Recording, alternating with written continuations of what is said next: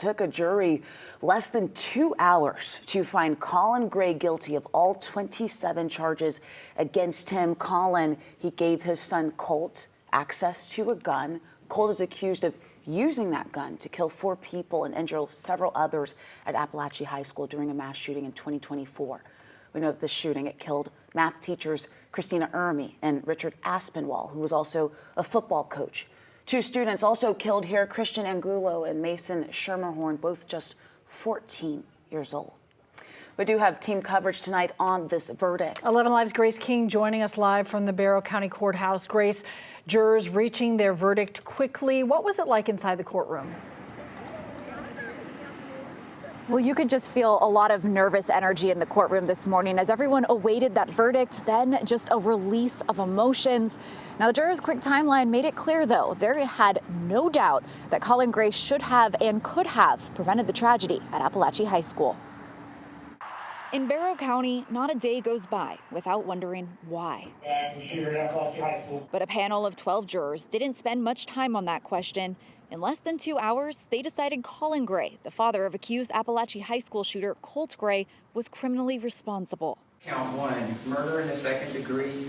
We, the jury, find the defendant guilty. They convicted him on all 27 counts, including second-degree murder and involuntary manslaughter for the deaths of Richard Aspinwall, Christina Ermy, Christian Angulo, and Mason Schermerhorn on September 4th, 2024. He now faces up to 245 years in prison. It wasn't like one parent missed one warning. This was multiple warnings over a lengthy period of time. And like we said, you just had to do one thing and take that rifle away. At trial, those warnings included a visit from the Jackson County Sheriff's Office in May 2023 after a report Colt may have made school shooting threats online. I gotta take you at your word, and I hope you're being honest with me.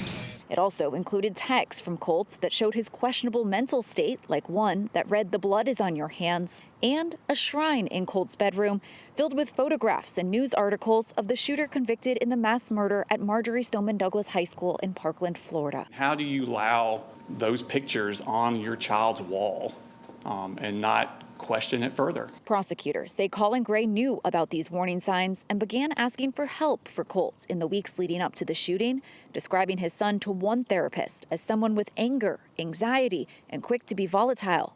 The evidence showed Colin even looked up gun safes, but in the end, he never took Colt's Christmas gift away. An AR-style rifle, investigators say, became a murder weapon. I'm proud of our rights, but you know, our rights were given to us by our forefathers. But God gave us a duty to protect our children, and I hope that we remember that as parents, as community members, to protect our children, because that is our God-given duty. I did catch both of Colin Gray's attorneys as they left the courthouse this afternoon, and they told me no comment. As for sentencing, the judge says that will be at a later date. He wants to give all of these families affected an opportunity to speak, and that will take some logistics to make sure that can happen. Live in Barrow County, Grace King, 11 Alive News.